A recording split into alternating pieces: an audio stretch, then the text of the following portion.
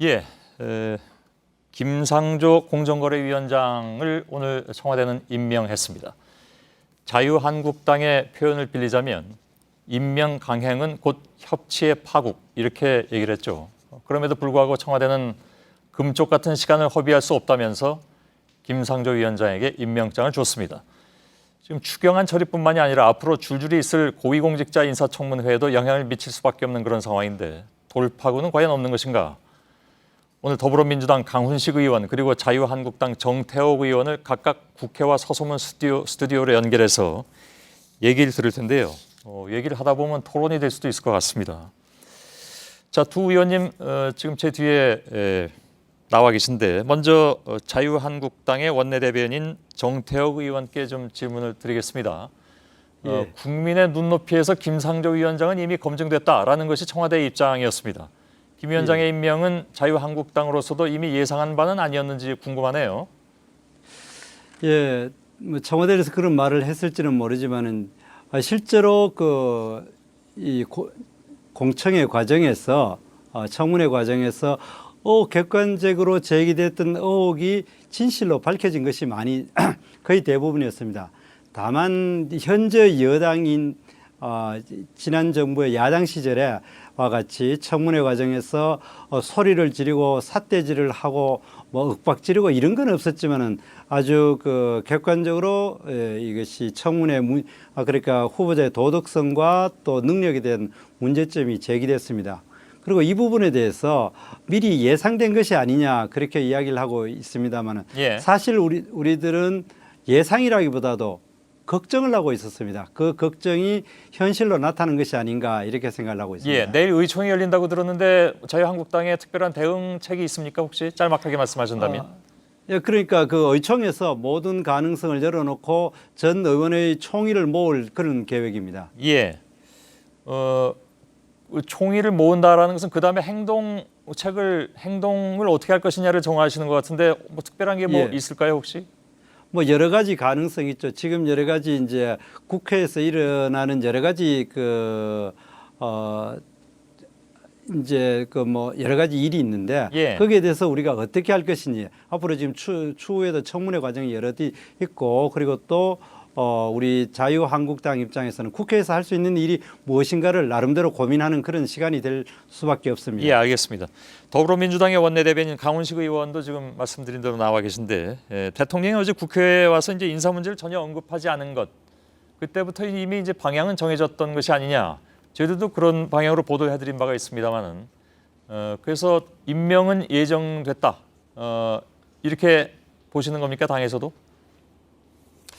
아닙니다. 그렇게 생각하지 않습니다. 저희들은 대통령께서 후보자 청문회 요청서를 낼 때부터 내정 이유에 대해서 충분히 설명했고요. 이른바 5대 원칙이 문제가 됐을 때도 사실은 비서실장의 유감 표명이라든지 아니면 대통령 본인이 수석보좌관 회의에서 양해를 구해달라고 하면서 향후의 제도 개선까지 약속했으면서요. 동시에 또 어제 자리에서는 국회의장을 만난 자리에서는 오히려 국정공백에 대한 염려를 충분히 했습니다. 더군다나 이런 과정에서 저희가 야당과의 새로운 접점이 있을 거라는 더 이상의 판단이 들지 않기 때문에요. 대통령의 입장에선 더 이상 국정공백을 가져갈 것이냐 아니면 임명을 해서 국정공백을 채우실 것이냐에 대한 결정을 했다 이렇게 저희는 평가하고 있습니다. 알겠습니다. 제가 지금부터 한 분씩 질문을 드릴 텐데 그 질문에 따라서 토론이 가능할 것 같긴 합니다. 양쪽에 모두 질문을 드릴 예정입니다. 이걸 마지막으로 하죠. 오늘 긴 시간은 아니니까 그 후에 다른 질문도 많이 준비했습니다만은 이걸로만 좀 진행을 하도록 하겠습니다. 먼저 그 정태욱 의원께 드리겠습니다. 예. 자료를 보니까 2015년까지 청문 보고서 채택 없이 8명을 임명했더군요. 그러니까 전 정부에서. 거기에 이제 작년에도 이철성 경찰청장이 청문 경과 보고서가 채택되지 않았는데 그냥 임명했고요. 조윤선 문체부 장관 또 김재수 농림부 장관도 부적격 의견을 국회에서 냈는데 역시 임명했습니다. 지금 뭐 잊어버리긴 했습니다만은 많은 분들이 기억하기로는 박근혜 전 대통령이 당시에 해외 출장 중에 전자결제로도 그냥 임명을 했던 그런 것이 기억이 나는데 물론 지금 상황과 지난 정부의 상황을 바로 빗대어서 얘기하는 것에 대해서 자유한국당에서 별로 유쾌하지 않을 수도 있는데 예. 이런 지적에 대해서는 어떻게 생각하십니까? 예, 지금 이 문제가 그 제기된 근본적인 거는 그 문재인 대통령이 후보자 시절에 예. 그러니까 적폐를 청산하는 가장 중요한 사항이 그 청문회 그러니까 인사 검증을 엄격하게 하겠다고 약속한 데서부터 비롯되었습니다. 예. 그렇기 때문에 그런데 스스로 그런 약속을 해서 당선돼 나놓고 그 약속을 저버리고 제대로 인사 검증을 하지 않고 이 그 후보자들을 내정함으로 인해 가지고 예. 오늘과 같은 이런 이제 갈등이 빚어진 게 아닌가 저희들은 그렇게 생각하고 이 문제의 근본적인 것은 바로 그 문재인 대통령의 공약에서부터 이루어진 비롯되었다 이렇게 생각하고 있습니다. 예. 예상했던 답변을 하시는군요. 그러면 네. 예, 강훈식 의원께 반론을 부탁을 드리겠습니다. 네, 먼저 말씀드리면 적폐 청산을 위해서 인사검증의 5대 원칙을 세웠다는 말씀은 사실과 다릅니다. 지난 정부에서 늘 걸려왔던 게 소위 말하는 5대 원칙에 걸리는 인사청문회를 보면서 이제 이런 일이 더 이상 있으면 안 되겠다. 그래서 원칙을 그렇게 세웠다는 말씀을 좀 드리고 싶고요. 다만 이 부분에 있어서 어느 정부보다는 가장 높은 수준의 도덕성을 가지고 저희가 검증을 하고 있는 것은 사실입니다. 예. 오히려 지금 제가 지적드리고 싶은 것은 김상조 후보라든지 아니면 강경화 후보라든지 업무 능력에 대한 평가를 야당에서 많이 말씀하셨습니다. 그럼에도 불구하고 제가 말씀드리고 싶은 것은 지난 박근혜 정부를 굳이 빗대어서 말하고 싶지는 않습니다만 박근혜 정부 때는 업무 능력을 이유로 청문 보고서를 채택을 거부하거나 아니면 낙마시켰던 사례는 없었습니다. 이제 이런 부분에 대해서 야당이 좀 더 적극적으로 협력해줘야 됐으면 좋겠다는 말씀드리고 싶고요. 예. 또 하나 말씀드리면 여당으로서 야당과 만나서 소통하고 토론할 수 있는 공간이 거의 닫혀버렸습니다. 저희가 한 달 전에 대통령께서 야당의 대표들, 여당, 야당 대표들을 다 청와대로 부르지 않았습니까? 그래서 예. 소위 말하는 주제 없이, 격의 없이 토론을 했는데요. 그때 모든 야당이 주문했던 것은 소통하는 대통령이 되라고 했습니다. 그런데 지금 한 달 만에 심지어 오늘은 대통령께서 상임위원장을 청와대로 초청했음에도 불구하고 알겠습니다. 일체의 야당의 위원장들은 참석하지 않았습니다. 알겠습니다. 소통해서 빨리 협치하고 싶은 게 저희 여당의 입장입니다. 예. 네. 자, 그렇다면 그 문제 가지고 양쪽이 토론하실 때 혹시 재반론이 필요하시면 30초만 드리겠습니다. 예. 예. 그러니까 진정한 소통이라는 것은 모여가지고 사진 찍고 밥 먹고 악수하는 것이 아니라 상대방의 말을 진심으로 경청하고 그걸 대해서 합리적이면 수용하는 부분인데 지금 현재 그 우리 강훈식 의원님께서 말씀하신 부분에 대해서는 상당히 보여주기식 소통이 많았고 예. 진정하게 그 상대방의 말을 듣고 받아들이는 그런 자세에서는 많이 부족하지 않는가. 알겠습니다. 그래 생각합니다. 예, 강훈식 의원께 이번에 질문을 드릴 텐데 사실 앞에 잠깐 두 분께서 토론한 것의 연장선상이기도 합니다. 그러니까 맥락이 같은 내용인데 5대 원칙은 원래 공약으로 세우는 것이 아니냐. 근데 여태까지 나온 후보들이 대부분 여기에 한 개, 두 개 이상씩 다 걸렸다라는 것이 야당의 가장 큰 문제 제기이기도 하고 두 번째 지금 바로 나온 그 협치 문제인데 물론 협치에도 굉장히 또 이견도 있습니다. 그러니까 협치라는 것이 꼭 그 정부 여당이 야당 말을 들어주는 것만이 협치냐?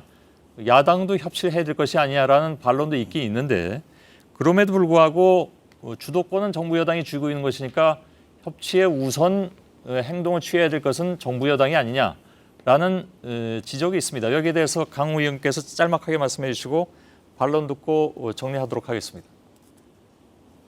네, 협치는 주고받는 것이 아닙니다. 무엇 하나를 상정해서 3명 중에 1명은 떨어뜨려야 협치가 된다는 식으로 접근하면 국정 운영은 이런 비상시국에 거의 불가능하다 보고요. 저희가 볼 때 협치는 국민의 눈높이에서 여야가 함께 마음을 모아서 힘을 합치는 것이 협치입니다. 그런 부분에서 야당이 보다 적극적인 협조를 요청드리겠습니다. 예, 말씀해 주시죠, 정 의원님. 예, 3명 중에 1명이라고 우리가 이야기한 바가 없고 정말 이렇게 그 모든 여러 후보자들이 동시에 어떻게 이렇게 대통령께서 공약상으로 내세운 데다가 다 검증에 문제가 생기는 것은 기본적으로 검증에 실패한 것이 아닌가. 그런 의미에서 보면 여기에 대한 책임도 정부 여당에서 제대로 지는 모습을 보여야지 야당에다가 무조건 협치라고 해가지고 우리가 모두 다 통과시켜 달라 이렇게 이야기하는 건 조금 그 과도한 요구가 아닌가 저들은 그렇게 생각합니다. 예, 일단 알겠습니다. 여기까지만 좀 들을 텐데 향후에 글쎄요 추경하고 한 가지만 그럼 생각난 김에 질문 드리죠. 추경하고 예. 연계합니까, 정 의원님? 그 부분에 대해서는 우리가 내일 이 의원총회에서 더 심도 있는 논의를 해야 된다고 생각하고 우리가 기본적인 입장은 이거와 연계가 아니라 각각에 대해서 다 문제가 있다. 추경은 추경대로 예. 지금 법적인 요건이나 내용에 있어 가지고 많은 문제점을 가지고 있다는 것을 저희들이 제기하고 있는 그런 상황입니다. 결코 연계의 문제가 아닙니다. 예, 강 의원님, 야당 쪽에서 추경하고 네. 연계를 안 할 수도 있다라는 쪽으로 지금 이해도 되는 건지 모르겠는데 아무튼 그럼 정 의원님의 개인적인 생각일 수도 있으니까 연계해서 나오면 어떡합니까? 연계하는 것은 뭐 지금 그래도 정태욱 의원께서 연계하지 않는다고 하니까 저희는 믿고 싶고요. 그 하나하나 인사청문회는 인사청문회대로 추경은 추경대로 정부조직법은 정부조직법대로 여야가 머리를 맞대고 답을 같이 찾아야 될 사안이라고 생각합니다. 예, 알겠습니다. 여기까지만 듣겠습니다. 자유한국당의 정태욱 의원 그리고 민주당의 강훈식 의원이었습니다. 고맙습니다. 예, 고맙습니다. 네, 고맙습니다.